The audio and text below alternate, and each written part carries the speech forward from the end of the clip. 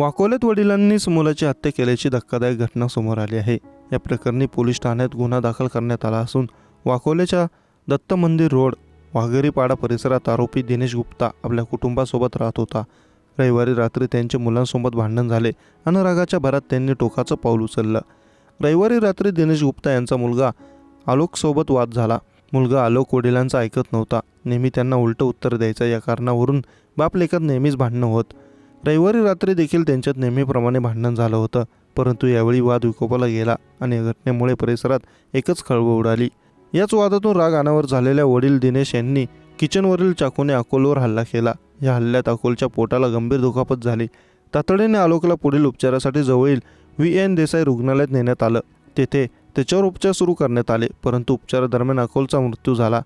रविवारी दिनांक 24 मार्च रोजी रात्री ही घटना घडली आहे। या प्रकरणी सोमवारी गुन्हा दाखल करून आरोपी वडिलांना अटक करण्यात आली आहे। या प्रकरणी वाकोला पोलीस ठाण्यात मुलाच्या हत्येप्रकरणी वडील दिनेश गुप्ता यांच्यावर गुन्हा दाखल केला असून पुढील तपास पोलीस करत आहेत। वाकोल्यात वडिलांनीच मुलाची हत्या केल्याची घटना घडली आहे।